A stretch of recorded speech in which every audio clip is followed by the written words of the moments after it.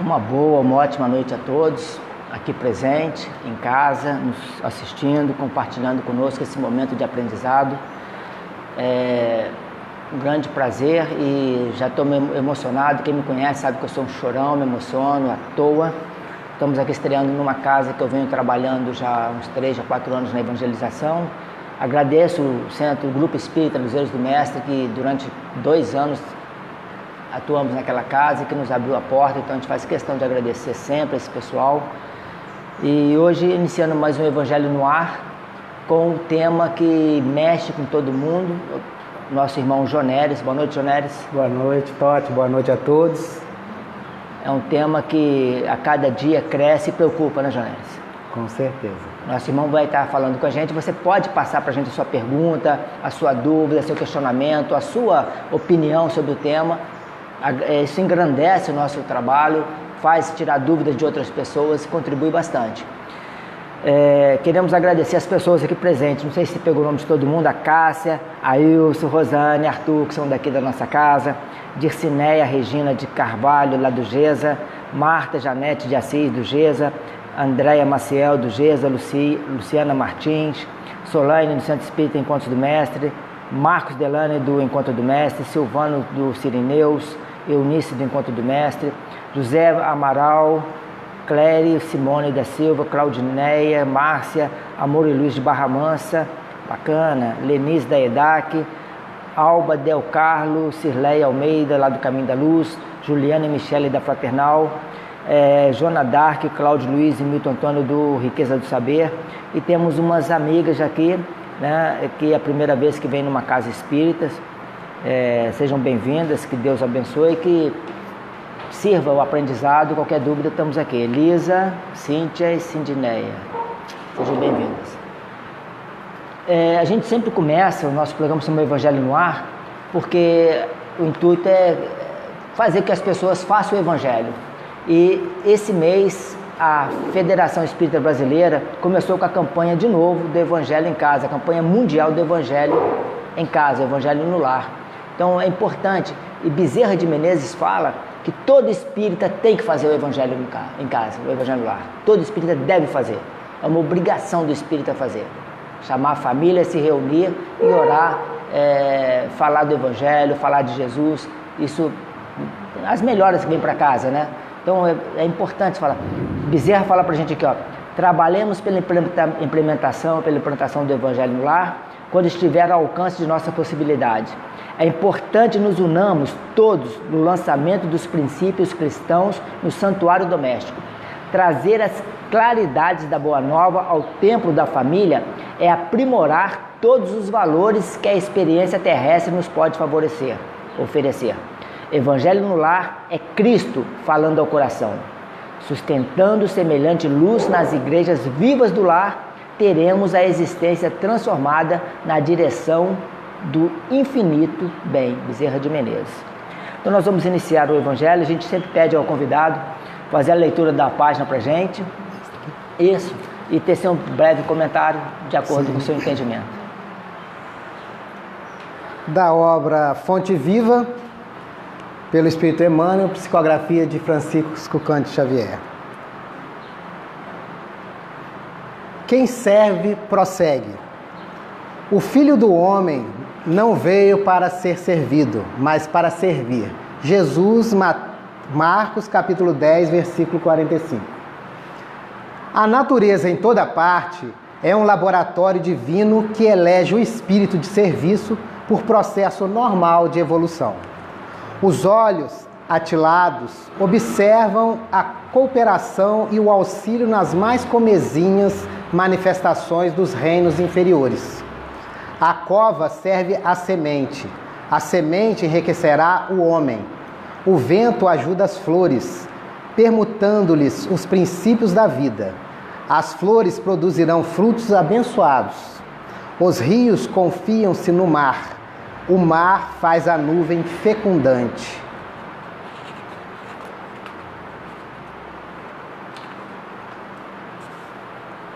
Por manter a vida humana no estágio em que se encontra, milhares de animais morrem na terra, de hora a hora. dando carne e sangue a benefício dos homens. Infere-se de semelhante luta que o serviço é o preço da caminhada libertadora ou santificante. A pessoa que se habitua a ser invariavelmente servida em todas as situações não sabe agir sozinha em situação alguma. A criatura que serve pelo prazer de ser útil progride sempre e encontra 1000 recursos dentro de si mesma na solução de todos os problemas. A primeira cristaliza-se, a segunda desenvolve-se. Quem reclama excessivamente dos outros por não estimar a movimentação própria na satisfação de necessidades comuns, acaba por escravizar-se aos servidores, estragando o dia quando não encontra alguém que lhe ponha à mesa. Quem aprende a servir, contudo, sabe reduzir todos os embaraços da senda, descobrindo trilhos novos. Aprendiz do Evangelho que não improvisa a alegria de auxiliar os semelhantes, permanece muito longe do verdadeiro discipulado, porquanto companheiro fiel da Boa Nova está informado de que Jesus veio para servir e desvela-se a benefício de todos até o fim da luta. Se há mais alegria em dar que em receber, há mais felicidade em servir que em ser servido. Quem serve, prossegue. Esta página nos leva à reflexão de que nós precisamos começar a fazer algo. Porque quem é solidário jamais será solitário. E se nós servirmos, e se a proposta do Mestre, até numa situação que foi os próprios discípulos indagaram, não? Que quem era o maior de todos? E o Mestre disse que aquele que quiser ser o maior de todos, que seja o servo de todos. E Jesus, ele é tão perfeito em sua fala que ele colocou esta palavra servir, mas se nós separarmos, né, essa palavra servir e invertermos, nós vamos ver a grande verdade do ensinamento. Vir ser. É só invertermos. Vir ser filhos de Deus. Porque se nós queremos ter o título de filhos de Deus, nós estamos aqui para servir. Porque Jesus veio e deu exemplo de servir. Em todos os aspectos, ele nos deu esse exemplo. E ele é nosso guia e modelo. Então, se queremos prosseguir com propriedade, com segurança, vamos servir. Neres, eu vi o gancho aí que já tem a ver com o tema. Depressão. Chico, quando se sentia deprimido para baixo, Emmanuel aparecia: Chico, sobe o morro, vai na favela, vai trabalhar. E Chico ia. Aí trabalhava, fazia e voltava revigorado. É um dos remédios, né, para quem se sente depressivo, quem se sente mal, trabalhar, servir, né? Um dos grandes remédios. E não reclamar, que fala também da reclamar, fica reclamando. Reclama não. Quanto mais trabalhar, quanto mais servir. E quando a gente serve, servidos somos. É da lei, né? Da lei. Vamos ler então a página do Evangelho. Nós estamos no Evangelho no capítulo 7. Bem-aventurados os pobres de espíritos, mistérios escondidos dos sábios e dos prudentes, aqui no item 10. Deus, dir-se-á, não poderia tocá-los pessoalmente, através de sinais evidentes em sua presença, dos quais o incrédulo mais endurecido teria de inclinar-se? Sem dúvida poderia. Mas então, onde estaria seu mérito? E, aliás, para que serviria isso? Não se vê em todos os dias recusar-se à evidência e até se dizer: se eu visse, não acreditaria, porque sei que é impossível. Se ele se recusa a reconhecer a verdade, é que seu espírito ainda não está maduro para compreendê-la, nem seu coração para senti-la.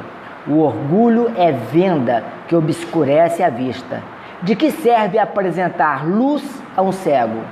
Portanto, é preciso primeiro curar a causa do mal. É por isso que, médico hábil, ele, o mestre, castiga primeiramente o orgulho. Não abandona seus filhos perdidos.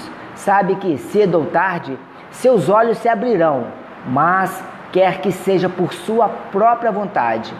Então, vencidos pelos tormentos da incredulidade, atirar-se-ão por si mesmos em seus braços, e como o filho pródigo, pedir-lhe-ão graça. O texto está falando sobre esse mistério escondido aos sábios e prudentes. Tem gente que a doutrina não entra, não cabe, não desce, né? Não acredita que a vida continua, que não existe a morte. Você tenta explicar, não cabe. E tem pessoas que não têm estudo, não tem nada, entende de uma facilidade, né? E tem pessoas que falam mesmo, ó, mesmo se eu visse um espírito, se eu visse, eu não acreditaria. E vê espírito todo dia, porque nós somos espíritos, né? Só com a vestimenta. Mas tem gente que ainda não caiu a ficha. Mas, como diz aqui, tudo tem seu tempo, tudo chegará a sua hora e despertarão, né? Como nós estamos despertando, né? O Evangelho a gente sempre faz com a leitura de uma página, uma leitura do Evangelho. Quem não é espírita pode ler a Bíblia, outro trecho qualquer. O importante é reunir a família, um copinho de água e orar, falar do Evangelho, falar da Boa Nova. E a gente sempre faz uma prece de encerramento, é o que eu vou fazer agora, uma prece de vibração, onde eu peço a todos para que a gente elevemos o pensamento a Jesus, ao nosso Mestre, agradecendo Ele primeiro pela vida, agradecendo pela reencarnação, por mais esse dia, pela oportunidade de estarmos aqui falando do Evangelho. Agora que cada um possa mentalizar o seu lar, mentalize sua casa, cada canto, cada cômodo da casa. Imagine, peça a Jesus adentrar seu lar, envolver a casa em muita luz, em bons fluidos e boas energias. Quarto, sala, cozinha, cada cômodo.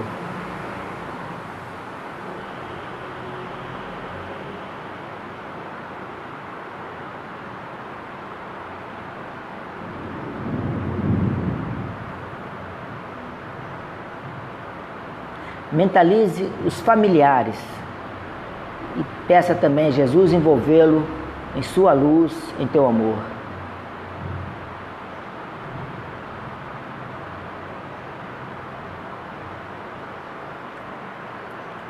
Vamos pedir a Jesus pelos irmãos que nós prejudicamos, nesta ou em outras vidas.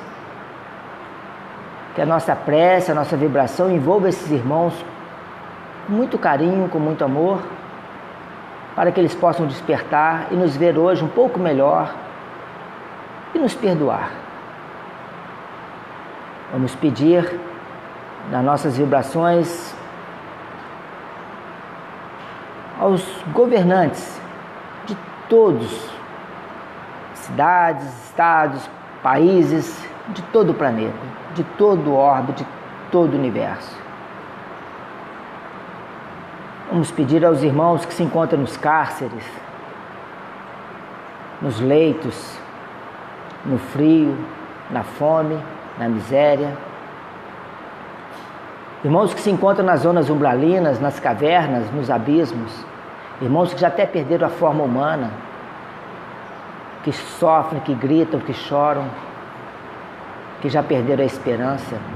Irmãos suicidas, irmãos abortados, por aqueles que também abortaram.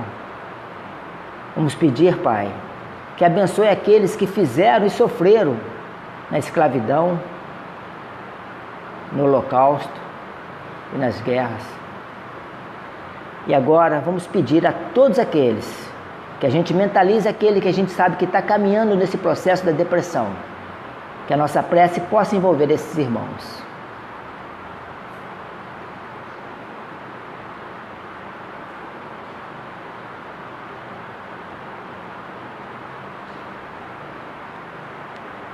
E assim, Pai, nós te agradecemos a oportunidade, pedimos a bênção ao nosso irmão e que a gente possa conduzir da melhor maneira possível, que seja de grande aprendizado mais essa noite de hoje. Que assim seja, graças a Deus.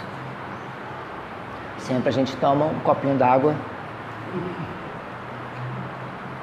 Sempre é bom colocar que a espiritualidade está ali trabalhando a água, purificando, colocando o remédio que a gente sempre precisa.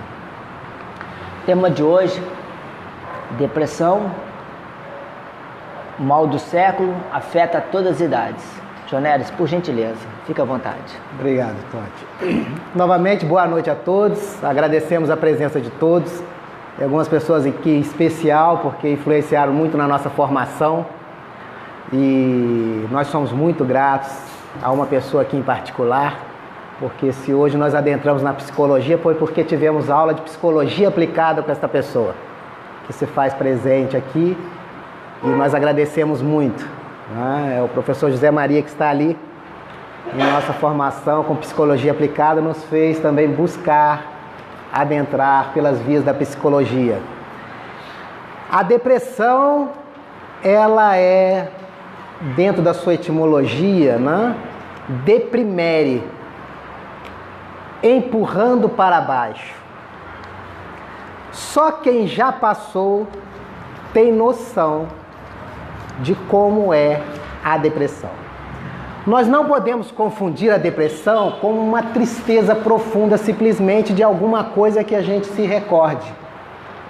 Quando temos um caso de um falecimento do ente querido e entramos numa tristeza profunda, nós estamos lembrando do porquê. Isso não tem nada a ver com depressão. É uma tristeza de algo que nós lembramos. A depressão, a sua característica fundamental é não sabermos por que estamos sofrendo esta tristeza profunda. E ela nos inutiliza o nosso dia a dia. Não temos ânimo, não temos vontade para nada. E isso ainda desencadeia outras questões de síndromes de pânico, de certos outros transtornos vários, que muitas das vezes a gente não compreende porque a pessoa não consegue sair de casa, às vezes ir na esquina. Ela não consegue, às vezes, pegar o carro. Se ela pega o carro, ela chega num sinal e ela entra em desespero e às vezes trava. E nós, às vezes, no nosso mau entendimento, às vezes a gente fica buzinando atrás, a gente não sabe o que a outra pessoa está passando. São situações das mais variadas.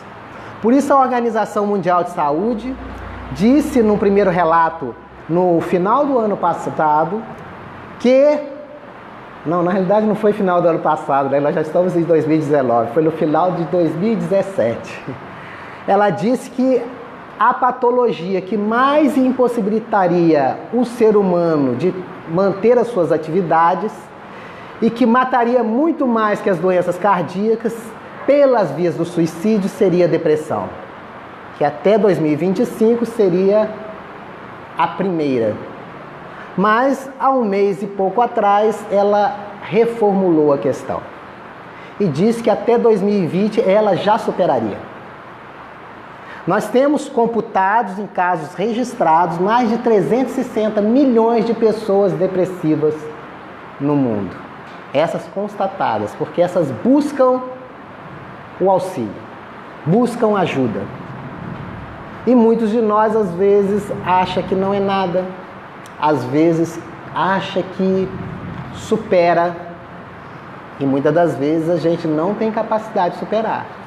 Nós vemos aí o aumento dos suicídios e a depressão, em 90% dos casos, ela é um fator preponderante para o suicídio. Porque a dor é tão gigantesca que nós queremos destruí-la. E nós temos o equívoco de achar que destruindo o corpo, nós nos libertaremos do problema. Então ela é muito grave e não é para nós brincarmos. E há um psicólogo e jornalista do New York Times, Solomon, que ele lançou um livro porque ele é depressivo. E o nome do livro é Depressão, o Demônio do Meio-Dia. Então ele relata numa autobiografia o que ele passa com isso.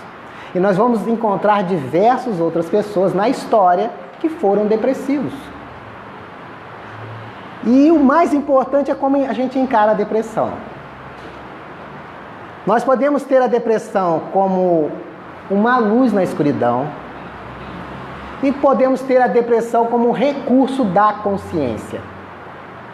Dentro do entendimento da proposta espírita, quando nós entramos na terceira parte do Livro dos Espíritos, das leis morais, nós vamos ter lá a questão 614 falando da lei divina ou natural.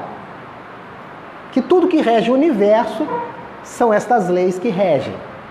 E nós só somos infelizes quando dela afastamos.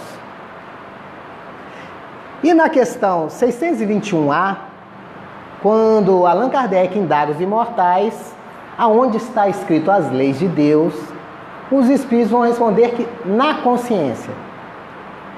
E se nós achamos que isso é só uma fala da proposta espírita, nós vamos encontrar no Evangelho de Jesus, no Novo Testamento, em Hebreus 8:10, a seguinte fala: escreverei as minhas leis na tua mente e as colocarei no seu coração e serei chamado de teu Deus. Então, não é de apropriação somente da fala da codificação espírita. Isso está nos Evangelhos. Então, se nós tivermos essa noção que as leis de Deus estão em nós, nós vamos saber quem é o problema dos surtos depressivos. Somos nós próprios. Porque na 621A vai nos dizer que por que a gente precisou ser reforçado, relembrado? Porque nós esquecemos. Nós temos uma amnésia com uma facilidade muito grande. E se nós vamos pensar em lei divina, nós devemos também pensar na lei dos homens. Até hoje mesmo nós estávamos tratando disso mais cedo numa reunião. Nós temos um fato, um acontecimento notável com Jesus quando apresentaram uma moeda que tinha a esfinge de César. E ele respondeu para quem ali questionou com aquela esfinge, que dai a César o que é de César e a Deus o que é de Deus, nos dizendo que há leis dos homens, há obrigações que nós devemos ter perante as leis dos homens, que são leis perfeitas dentro da proporcionalidade do estágio que nós estamos. Então, estas leis que nós temos dos homens está perfeita para nós no momento. Só que ela é mutável, ela muda de acordo com que nós todos melhoremos. Então, se nós não somos capazes de seguir as leis dos homens, seguir as leis de Deus vai ser muito mais complicado. Se nós não somos capazes de respeitar as leis de trânsito, aonde não devemos ultrapassar, os cintos de segurança que devemos usar, o não uso do celular na condução, como que nós podemos respeitar as leis de Deus? E como a depressão é uma doença do esquecimento, nós não sabemos por quê. Nós só sentimos aquela tristeza profunda, falta de ânimo, não queremos fazer nada, não temos vontade para nada. E esse Solomon vai dizer que em 10 pessoas, 3 pessoas estão sofrendo de depressão. Mais 3 pessoas irão sofrer de depressão. Já são 6. E mais 3 já passaram pela depressão. Já são 9. Sobra 1. E esse 1, por desespero, vai sofrer também. Todos nós sofreremos por depressão. Porque se é um recurso da consciência, e se nós conseguimos burlar as leis dos homens, porque nós gostamos de fazer isso, né? Nós desrespeitamos a lei dos homens porque não é descoberto com facilidade. Às vezes nós estamos andando numa via, ninguém nos vê, não vemos nenhum guarda, nenhuma polícia, então pegamos o celular, andamos sem o cinto, porque não fomos descobertos. Então é muito fácil burlar a lei dos homens, mas a lei divina é impossível, porque se já está em nós, na consciência, está lá em Hebreus 8:10, está na questão 621 do Livro dos Espíritos, está em nós. Então ninguém vai falar tão mal de nós próprios quanto nós mesmos. E ela tem um vínculo preciso com a depressão, porque nas leis de Deus ela pega as microações. os micropensamentos, as micropalavras que nós temos no nosso cotidiano, que a gente esquece. Quantas vezes a gente fala inapropriadamente para uma pessoa num momento que a gente está exaltado e magoa aquela pessoa? Nem nos tocamos que falamos. É tão incomum para nós que a gente fala e a outra pessoa sente profundamente aquilo. Mas nós esquecemos.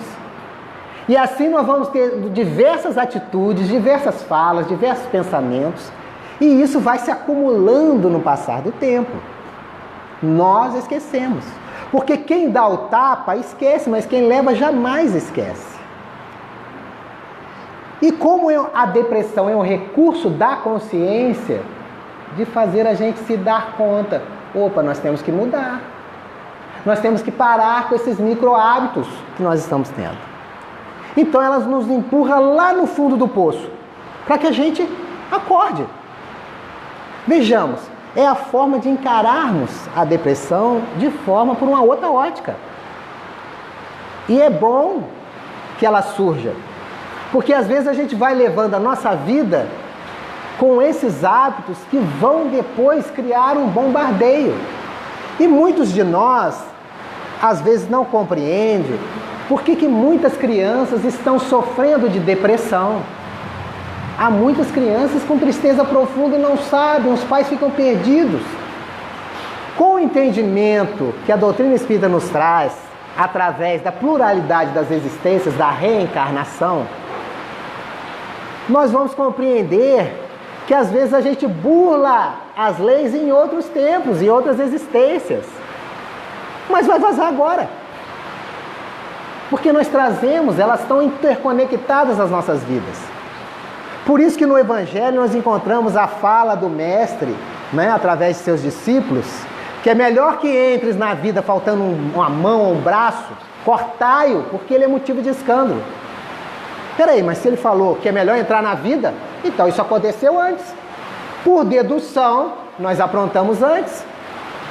São coisas que não ferem o nosso raciocínio, é questão de bom senso. Mas todos nós somos livres para compreendermos do jeito que desejarmos.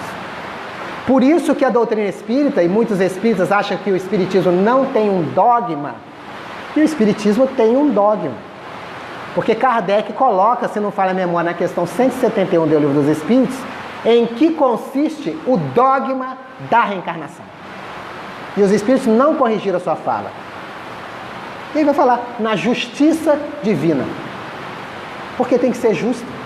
Porque senão nós vamos sair bagunçando, aprontando, espezinhando os outros. E depois morremos. Pronto, acabou? Acabou por aí? Não.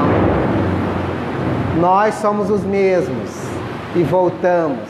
E vamos reparar em outras existências. E aí fica mais fácil nós compreendermos por que pessoas nascem aleijadas, com anomalias, pessoas vêm com raciocínio fulgurante, outras não conseguem exteriorizar seu pensamento, outras nascem na abastança, outras nascem na miséria. Em nosso país, um país belíssimo, nós temos 1/4 da população que vive abaixo da linha de pobreza. E às vezes a gente não dá conta. Lembra do nosso início, quem serve prossegue? Lembra da questão de quem é solidário jamais será solidário? Isso atenua o peso de nossa consciência. Jonelis, então quer dizer que a doutrina espírita, a doutrina da reencarnação, ela contribui muito, como Jesus falava, conhecereis a verdade te libertará. Ou seja, a partir do entendimento, você conhece, aí você, sentimento de culpa, aí você já se libera do sentimento de culpa, que eles trabalham, nossos irmãos trabalham muito o sentimento de culpa, e te joga para baixo. Eles sabem, eles conhecem as nossas vidas, os nossos passados. Então eles trabalham, Hermínio Corrêa de Miranda chama de plug, né? O sentimento de culpa é como se fosse um plug que eles conectam com a gente e passam a nos controlar. Aí chega nesses dias que a gente não quer sair do quarto, que a gente não quer fazer nada, e vai ficando, daqui a pouco, suicídio. Ou seja, ter o entendimento do futuro, da vida futura, do passado, da doutrina espírita, da reencarnação, então é um grande chavão. Sim, com certeza. E Kardec, na quarta parte do Livro dos Espíritos, ele vai nos trazer com muita propriedade isso. Não é? Porque o Espiritismo funciona como um antídoto. Porque o Evangelho de Jesus também tem esse aspecto. Só que nós deslustramos ele. Porque pelo nosso interesse de nos beneficiar com estas verdades, nós tiramos proveito próprio. E deformamos o entendimento dos evangelhos. E automaticamente criamos os embaraços. Mas Kardec vai trazer na obra que é Espiritismo, que o Espiritismo não traz nada de novo. Nada. O Espiritismo só organiza os saberes de todos os tempos com esse trabalho conjunto com a espiritualidade superior. Então, se nós pegamos lá no livro dos Vedas, lá no Bhagavad Gita, lá 6.000 anos atrás, o diálogo de Krishna e Arjuna, seu discípulo, nós vamos ver o primeiro momento de melancolia, um surto depressivo do discípulo Arjuna. Quando Krishna fala que ele tinha que matar os Kurus e dar ênfase aos Pandavas. E aí, Arjuna foi para casa com aquele desespero. Por como que eu vou matar os Kurus? Os Kurus são os familiares na tradução do sânscrito. São os familiares. Como é que eu vou matar meu pai, minha mãe, meus irmãos? E aquilo ele entrou num processo, porque Krishna deixava um tempo para processar a informação. Porque nós gostamos das coisas de mão beijada. Nós achamos muito mais prático ouvir e aceitar o que o outro fala sem buscarmos o estudo. É muito mais fácil ouvir numa reunião pública, lá na minha igreja, no sermão do padre ou na fala do pastor, acolher aquilo sem precisar raciocinar. Mas a proposta do Evangelho e a metodologia do Cristo, não. Você tem que desenvolver o seu raciocínio. O Totti colocou muito claramente aqui, e conhecereis a verdade, e a verdade vos tornará livres. É essa verdade desses saberes, que nada mais são que uma finalidade única, nos levar ao autoconhecimento, para que nós nos conheçamos. A depressão, ela vai ter esse aspecto de nos jogar no fundo do poço para a gente poder avaliar a nossa existência, avaliar os nossos atos, a nossa fala, o que nós estamos fazendo na nossa vida, o que nós estamos fazendo aqui. Porque muitas das vezes a gente leva uma vida morna. A gente só faz as coisas que atendem à nossa fisiologia. Então, eu trabalho porque eu tenho que comer, eu trabalho porque eu tenho que vestir, eu trabalho porque eu tenho que manter as minhas necessidades básicas. Então, na fala de Isaías, claro, que ele tem uma obra Depressão, ele vai falar que somos seres subdiafragmáticos, porque é do diafragma para baixo. A gente trabalha para comer, para fazer sexo e coisa básica. Enquanto nós tivermos essa postura, a depressão vai ser uma grande, fenomenal amiga nossa. Porque a gente não sabe o que está fazendo aqui. A vida nossa não tem sentido. A partir do momento que a gente começa a processar do diafragma para cima, aí nós começamos a ver questões elevadas, a questão do coração, do sentimento, da razão, do discernimento, da inteligência. E a depressão, quando a gente entra no processo depressivo, nós vamos ter uma baixa de neurotransmissores, que são estimulantes do sistema nervoso, dopamina, serotonina, noradrenalina. Por isso que é importante o acompanhamento médico de um psiquiatra, que vai poder medicar. O psicólogo não medica. Então é um trabalho conjunto. Então é fundamental este acompanhamento. Então nós não podemos pegar, e muitos espíritas, né, com todo respeito a todos, por uma falta de estudo, né, porque também no seio do espiritismo há pessoas que não gostam de estudar, né, como em todo lugar, mas a gente fala em especial nele, porque nós estamos dentro de uma casa espírita, não gosta de estudar. E quem não estuda, inventa, faz enxerto, porque ele não sabe. Então, para ele não ficar sem falar nada, ele inventa alguma coisa. E aí nós vemos os modismos, vemos essas coisas que estão acontecendo aí que não tem nada a ver. Isso acontece dentro de um templo protestante, dentro da igreja católica. Quem não está estudando, está inventando. E aí nós vemos essas atrocidades que nós vemos por aí, coisas que não condizem, né? Então é muito importante a gente ter esse entendimento, porque Jesus, ele nos mostrou que o acompanhamento terapêutico com o psiquiatra, com o psicólogo, é fundamental. Porque Jesus, quando ele precisava dar um ensinamento de cunho espiritual, ele também percebia a questão da necessidade fisiológica, orgânica do indivíduo, do ser humano. Então, naquela passagem que nós ouvimos falar com muita precisão, né, da multiplicação de pães e peixes, Jesus, identificando nossas mazelas, ele falou assim: de que eu adianta eu falar de espiritualidade, de leis universais, com esse pessoal morrendo de fome, com o estômago vazio? Eles não vão prestar atenção em nada. Então ele multiplicou pães e peixes, nutriu o povo e depois deu o ensinamento.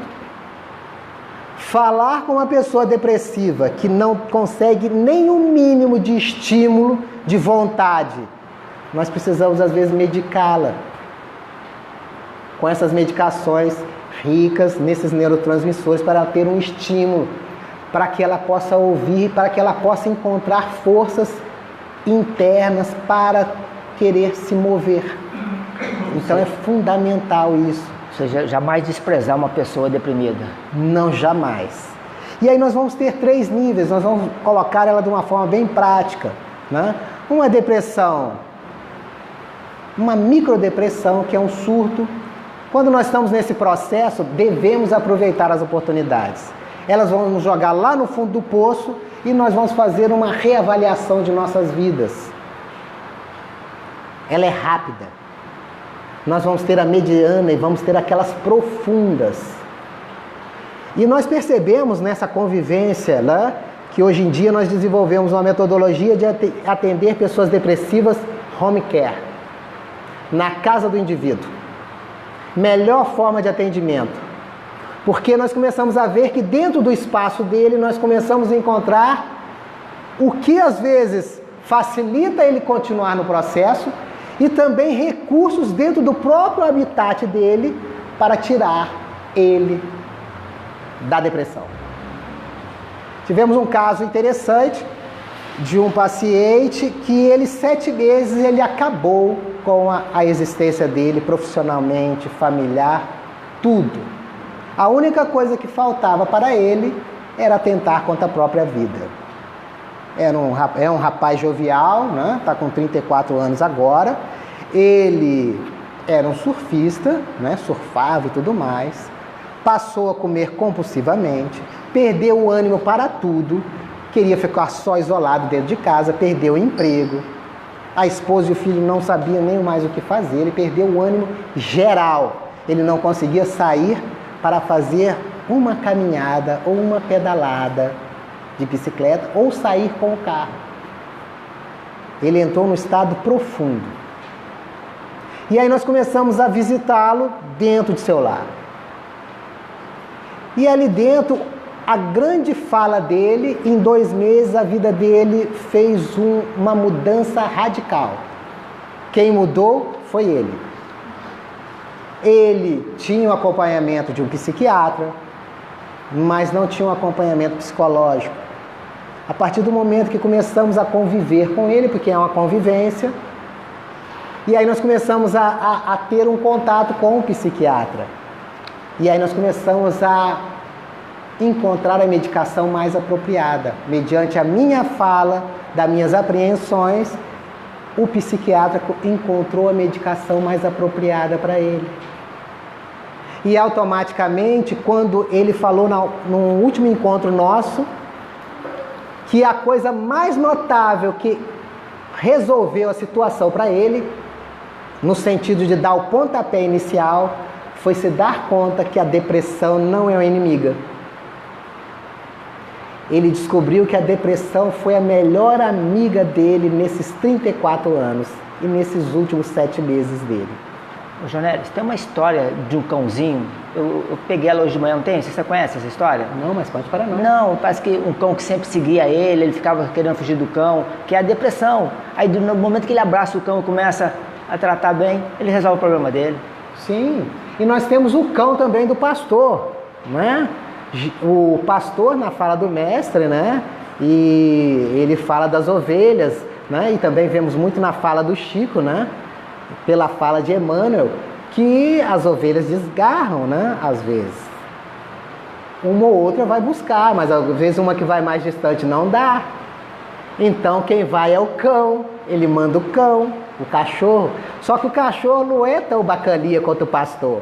O cachorro às vezes volta latindo alto, dando umas mordidas na ovelha e ela volta. A depressão é esse recurso. Através da dor, ela nos convida a retornar no caminho devido, porque está em nós, neste processo. Então, é importante que a gente compreenda. E é o que ele falou. Quando eu me dei conta que ela não era mais minha inimiga, começou a mudar. E aí ele começou a mudar. Hoje, em 2 meses, ele tem uma empresa dele. Em 2 meses, ele voltou à obra da casa dele. Nesses 2 meses, ele fez uma reviravolta. E ele fala, eu vivo um dia de cada vez. Acabou essa preocupação de querer viver o ano que vem. Igual nós chegamos agora nesse final de ano, o que nós fizemos? Todos nós idealizamos diversos projetos. Essa ansiedade, Jonélis, hoje por causa da tecnologia também contribui muito. Sim, porque nós deixamos, né, nós ficamos meio apáticos às relações. Nós nos distanciamos, nos aproximamos em tecnologia, porque eu posso falar com um parente lá na China, por vídeo, por áudio, pelo WhatsApp, ou o que for, mas nós nos distanciamos das pessoas dentro de casa. Dentro de casa. Dentro de casa nós somos estranhos.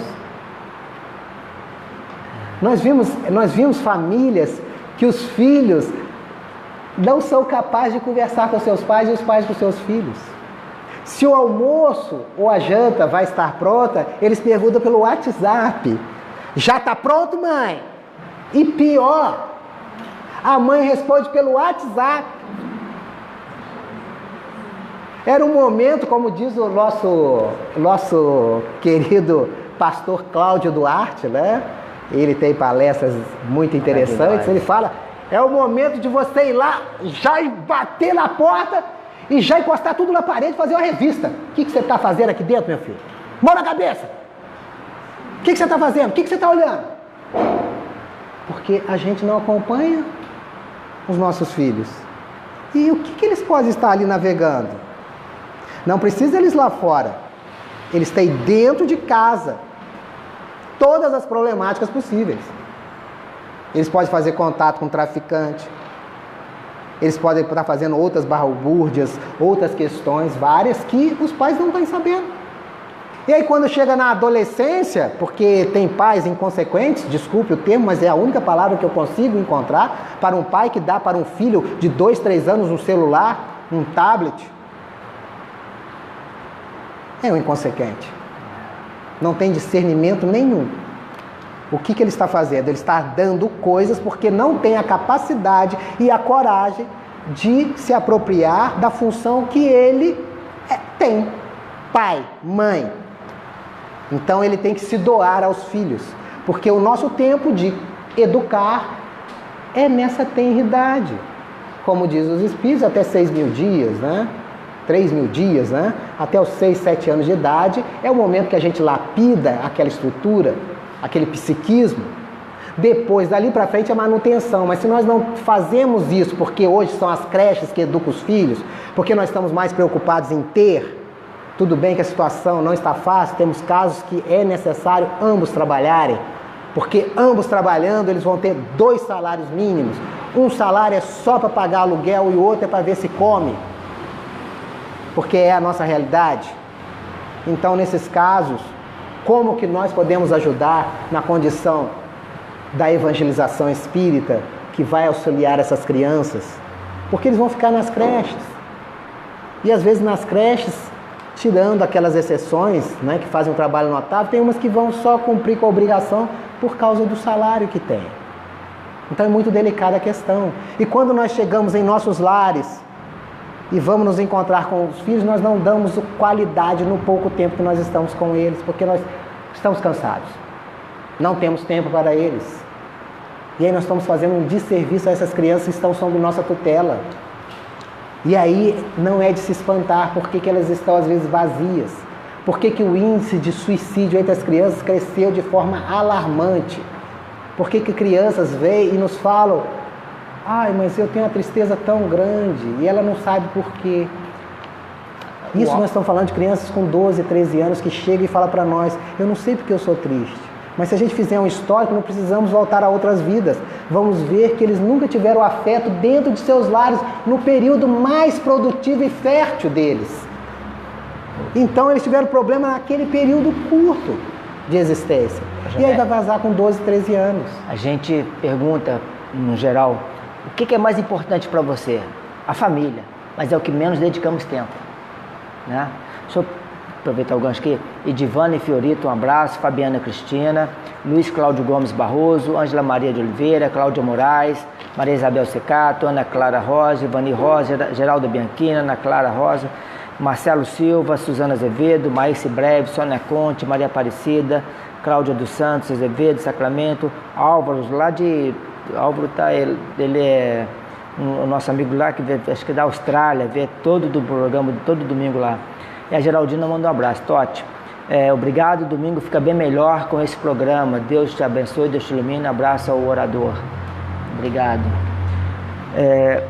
Nosso tempo já está se esvaindo. Tem uma pergunta, alguma coisa? Tem uma perguntinha aqui. Vai lá, fica à vontade. Se eu não conseguir ler totalmente certo, por favor, a pessoa me corrija, tá? A depressão é um recurso da consciência para quem a tem. É isso bem que eu entendi? Tá, aí aqui seria uma indagação nessa primeira instância, porque consciência todos nós temos. Isso é fato. A única diferença é que a utiliza e outros não, né? Mas todos nós temos. É igual a inteligência. Todos nós somos dotados de inteligência. Só que uns às vezes não conseguem as utilizar de forma apropriada. E para a família que também aprende, principalmente a não julgar e não ver o outro como vítima, e que não depende só trabalhar, mas também trabalhar e se amar, amor é remédio, certo? O amor sempre vai ser o remédio para todas as nossas mazelas. É importante a gente ter isso e caminhando para dentro da proposta do trabalho, né? Nós precisamos amar. E quando a gente fala em amor, não vamos confundir com outras coisas. Porque às vezes a gente confunde amor, vou fazer amor. Isso é sexo, é atrito. Não tem nada a ver com amor. Amor foi falado pela primeira vez pelo Mestre Jesus. E ele deu o exemplo do que é amor. O amor é incondicional. Mas o amor não é conivente com os equívocos, não é omisso, não é cúmplice da balbúrdia e dos desequilíbrios. Então, às vezes, nós temos que usar de energia e falarmos com amor. E há uma fala muito interessante para a gente compreender como que a gente coloca o amor em nossas ações. O Evangelho segundo o Espiritismo é muito claro quando fala da afabilidade e doçura. Um rei ia entrar em guerra e ele queria ter certeza se ia entrar em guerra. E ele então chamou, aquele passado todo mundo usava os videntes, né? Não que hoje não se utiliza, né? Tem muita gente que frequenta o centro espírita, frequenta o centro de Umbanda, frequenta todo lugar porque quer saber das coisas. Porque a gente não acredita que já está em nós todas as respostas. Então a gente busca externo. Então a pessoa está mais à cata de fenômeno do que em si de auscultar a si mesmo. Então ele chamou o vidente foi lá e ele falou que ia dar um pote de ouro para o vidente, para que ele trouxesse o que iria acontecer. O primeiro vidente chegou e disse: Senhor, a guerra é inevitável e seus filhos vão morrer. O rei ficou indignado, mandou matar ele, não deu o pote de ouro e mandou matar ele. Chamou outro vidente, porque o nosso problema é esse, a gente não quer ouvir a verdade. Nós gostamos de ser enganados. Como dizia no passado, os mais antigos vão lembrar que é me enganar da bala juquinha, né? Dá o docinho e a gente se adora, né? Adora. Hoje em dia a gente dá celular, a gente dá um carro, dá uma bicicleta, né?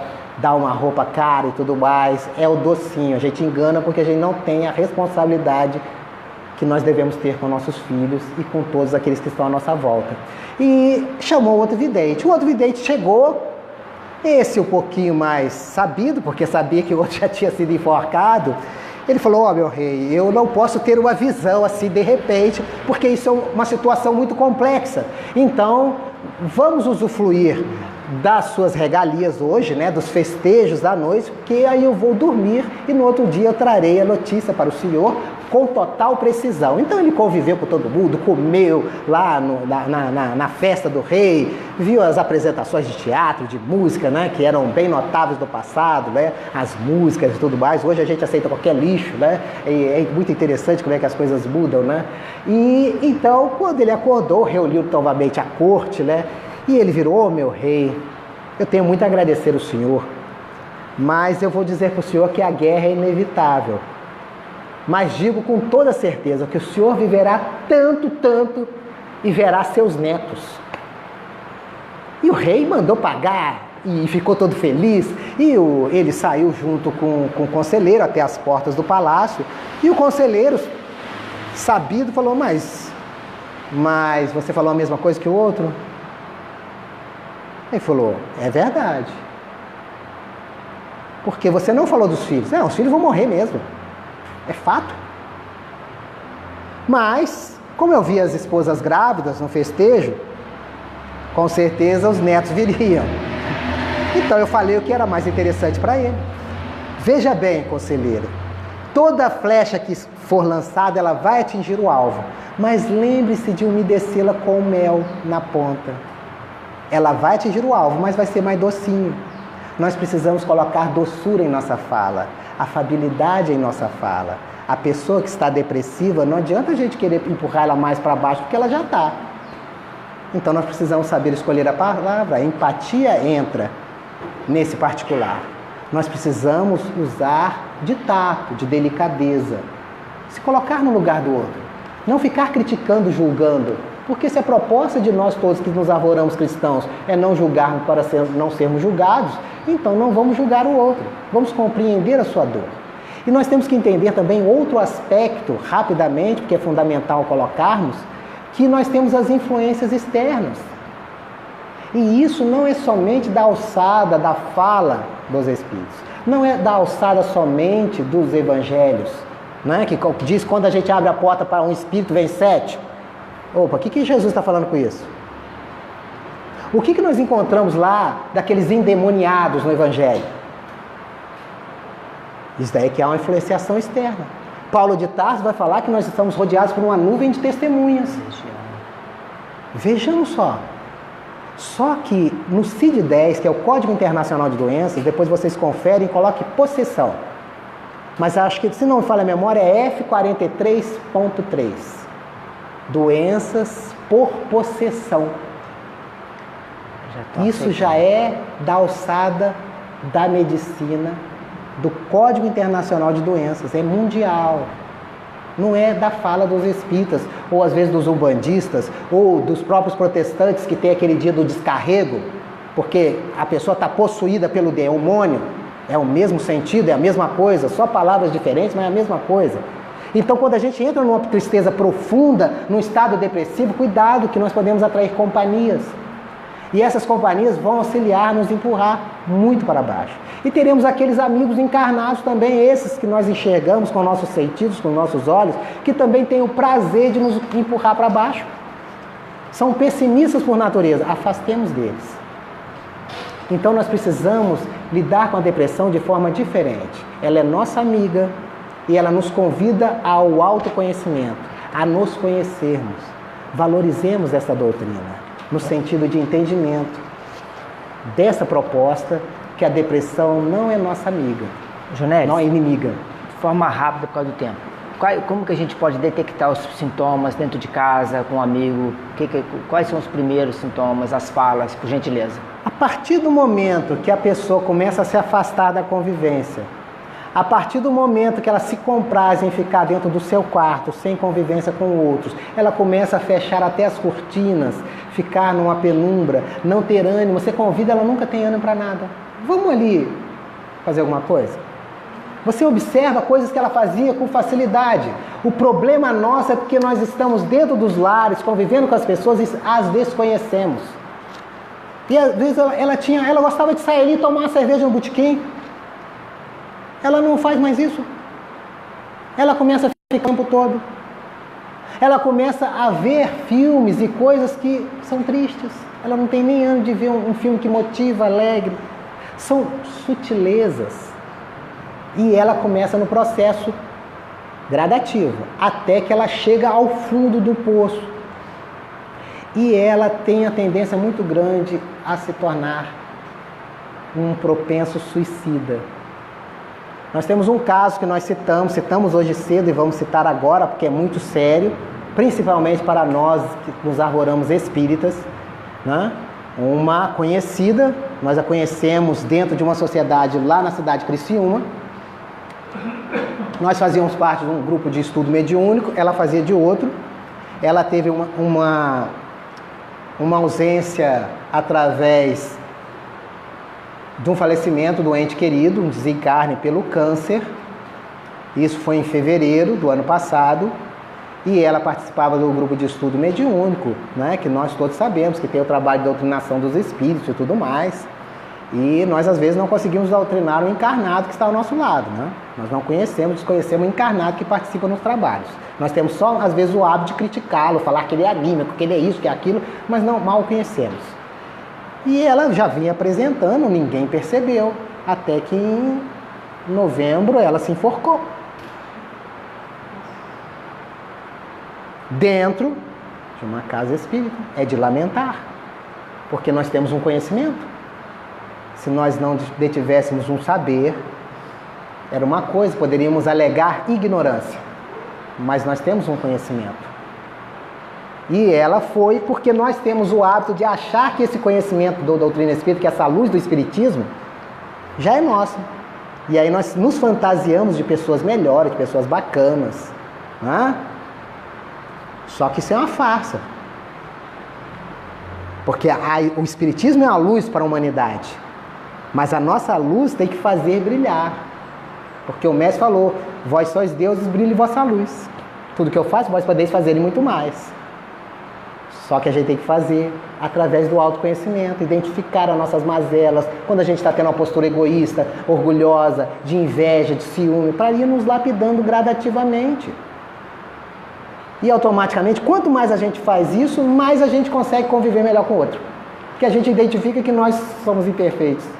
E o outro também está na mesma escola, então é igual a gente. Jonelis, o que fazer quando a gente vê que a pessoa está indo pelo caminho? Nós podemos ajudar? Com certeza. É fundamental. Nós temos que estimulá-la. Não é? Nós temos que estimulá-la ela a fazer certas coisas que nós lembramos que ela gostava de fazer. O Evangelho no Lar é uma ferramenta extraordinária. Nós abrimos lá o Novo Testamento, o Velho Testamento, ou o que for, o Evangelho segundo o Espírito, algum livro de mensagens, aquele Minúcio de Sabedoria do Carlos Torres Pastorino, você abre uma página e faz uma oração e faz um comentário, aquilo já começa a fazer um saneamento do ambiente, propiciando recursos para que o outro absorva e tenha ânimo. Mas vamos procurar também os locais apropriados. Se nós somos de uma igreja ou coisa assim, levemos ele para assistir um culto. Incentivemos ele aí. Se ele não tem ânimo nenhum, façamos junto com ele dentro de nossos lares. E aí utilizamos a questão, na igreja católica a gente fala água benta, no espiritismo água fluidificada. Naquele momento que a gente ora, vamos dar uma aguinha para ele. Toma uma aguinha, faz bem. Aqui vai ser manipulados os fluidos para benefício, vai ser dada a medicação necessária para aliviar. E vamos estimulá-lo, porque depende dele, não depende de nós. Mas nós podemos fazer a nossa parte. O atendimento fraterno na Casa dos Espíritas é notável para isso. Nós temos que utilizar esses recursos da oração, da água fluidificada, do Evangelho no Lar, das reuniões públicas, do passe. Está tudo ao nosso recurso. Levemos ele para assistir um culto. Se ele não consegue ir? Se ele não consegue ir, por isso que nós estamos falando, nós vamos fazer em casa. E aí nós temos a questão da intercessão. O que são as irradiações? as preces. Né? A gente fazer uma oração daqui, quando o Totti pegou e citou no início, fazendo uma oração, pedindo para os presidiários, pedindo para... Nós estamos auxiliando o outro à distância. Nós temos uma passagem do Evangelho muito clara, quando aquele senhor vai pedir a Jesus para que ele cuide do servo dele lá na casa dele.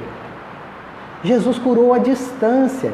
E ele ainda chegou e confirmou a hora que o servo ficou curado. Era exatamente a hora que ele estava falando com o mestre. Só que o problema é que nós não acreditamos.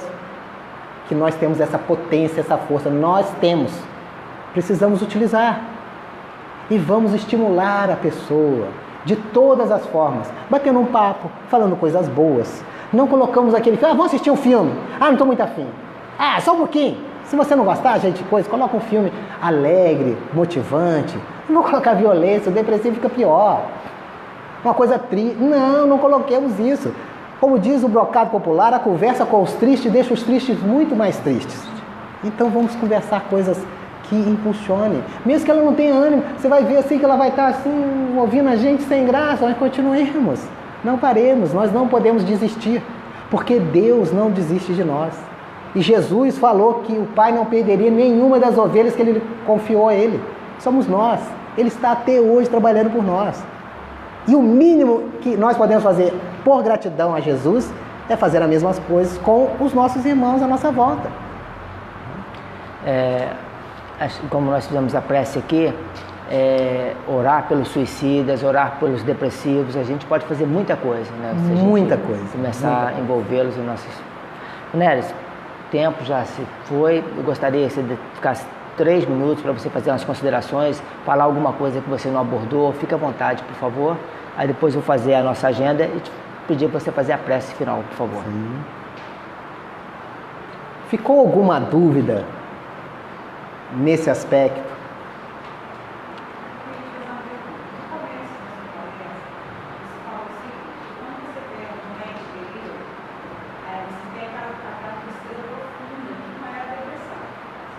Sim. E agora você falou sobre uma pessoa que perdeu um ente querido em fevereiro e no final do ano ela acabou ela veio a se suicidar. Sim.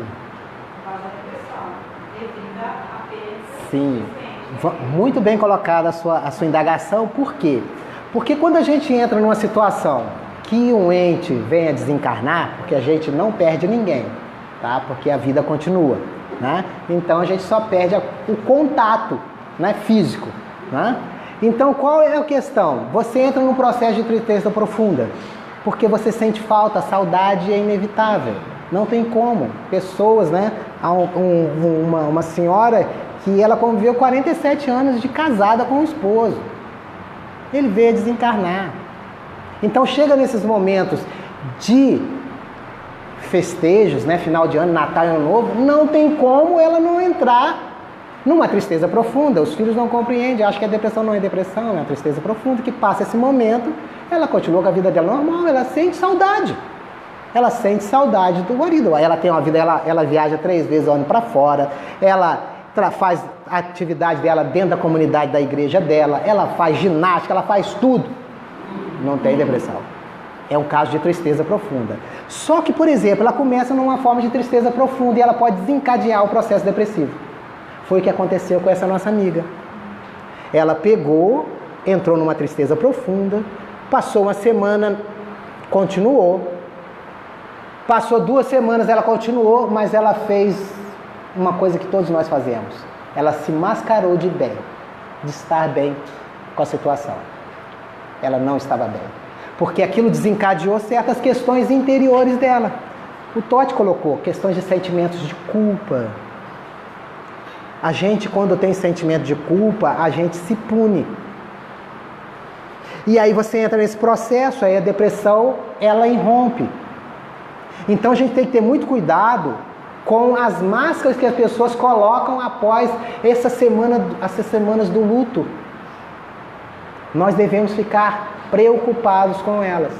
Se ela continuar, comecemos a já, antes dela entrar lá no abismo, que a gente leve ela em certos ambientes para poder ela mudar esse estado vibracional dela. Então, a gente tem que ter o cuidado se persiste aquilo. E olha, a pessoa vai se trair nas mínimas palavras. Ela pode brincar e tal, mas na fala dela parece uma fala que não tem nada a ver. E é esse detalhe, Freud foi muito bem quando ele pegou e disse os atos falhos. São palavras que surgem no diálogo da pessoa que não tem nada a ver com o contexto. Então ela está contando uma piada, brincando e tal, e ela fala uma coisinha no meio daquela fala que não tem nada a ver. Opa! Já fiquemos atentos. Ela está mascarando. E é aí que vem os processos. Aí você imagine só uma pessoa suportando isso na aparência por 7 meses. Que sofrimento que ela estava sentindo. E ostentando uma aparência de bem com a vida para todos. Então são detalhes. Mas isso a gente só consegue perceber se a gente tiver o prazer de conviver com o outro. Que a gente deixe esses aparelhinhos desligados ou de lado e vá conviver com as pessoas. Porque se a gente ficar nessa vida virtual, ela é boa, mas ela nos faz mal. Muito mal. Vamos chegando então ao final. Mais alguma coisa, Roger? Eu creio que... E o assunto não se esgota. Tem que ser dado continuidade. Por todos nós em nossos estudos, nosso autodidatismo em nossos lares, em palestras que nós podemos assistir pelo YouTube, sobre o assunto.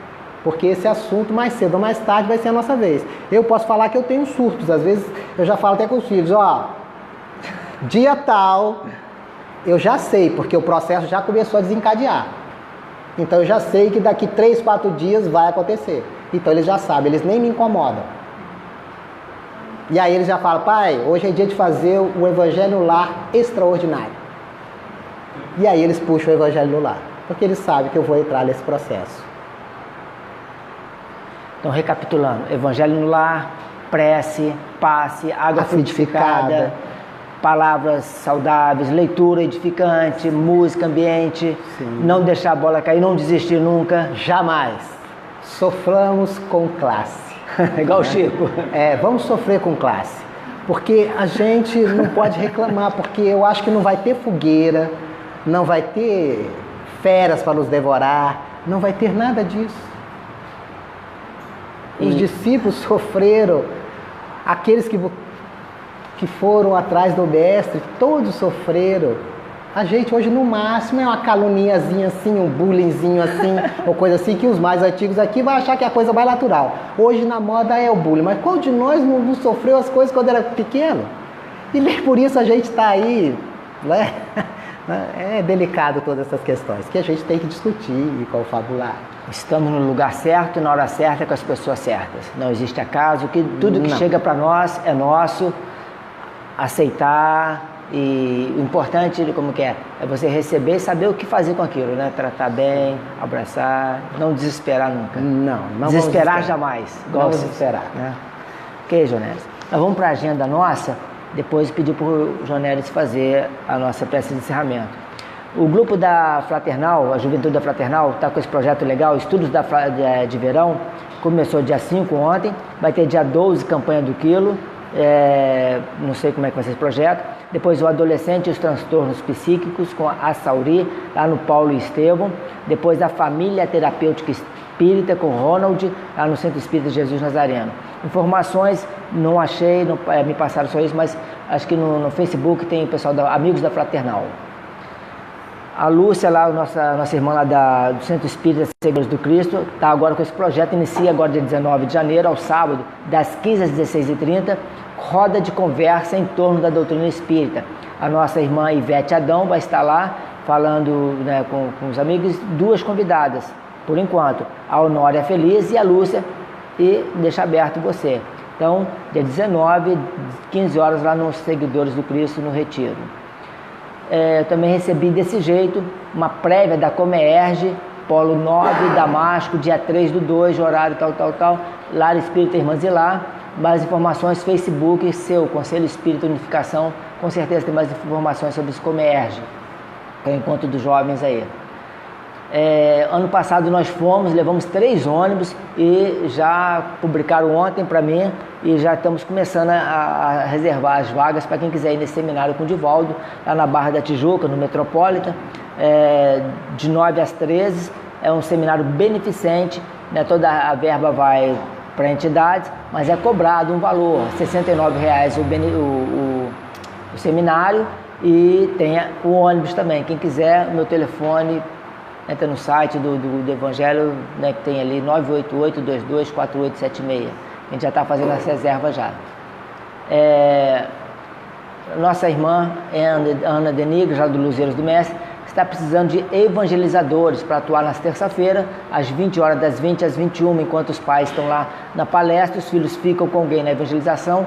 A pessoa que trabalhava lá com ela vai começar a trabalhar na mediúnica, então ela está precisando urgente aí. Quem quiser trabalhar, trabalho tem, né? Então é essa a nossa agenda. A gente agradece a todos vocês aí, nosso muito obrigado, a você em casa. Jonelis, mais uma vez obrigado. Quando vier a Volta Redonda, comunica com a gente, por favor, né, para a gente agendar aí, foi um prazer. E pedir a você fazer a gentileza de fazer essa prece para nós.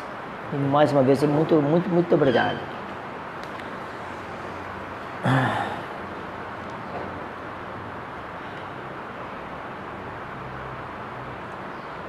Agradecemos, Senhor,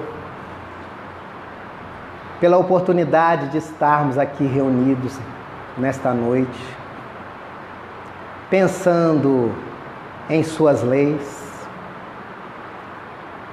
para que nós possamos conseguir trilhar nesta vida com mais discernimento, com mais propriedade.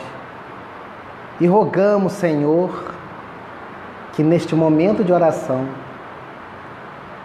que Suas bênçãos possam cair sobre todos nós, encarnados e desencarnados que se fazem presentes, e que possa se estender a toda esta cidade de Volta Redonda, aliviando as dores e as mazelas de todos,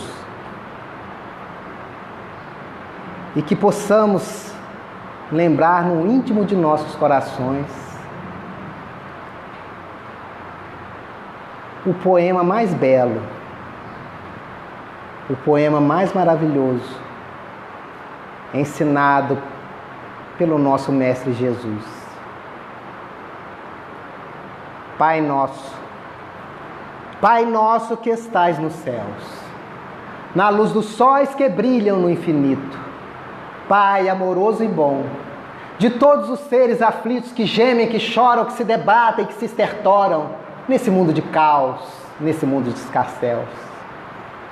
Santificado, Senhor, seja o Teu nome sublime, que em todo o universo exprime ternura, concórdia, misericórdia, amor. Venha ao nosso coração o Teu reino de bondade, reino de paz, reino de claridade, nessa estrada augusta que nos leva à perfeição. Cumpra-se o Teu mandamento, Senhor. Mandamento que não vacila, mandamento que não erra, seja nas engrenagens dos céus, seja nas estruturas da terra, onde ainda deparamos com tanta luta, tanta mágoa, tanta amargura, tanta ignorância, tanto sofrimento.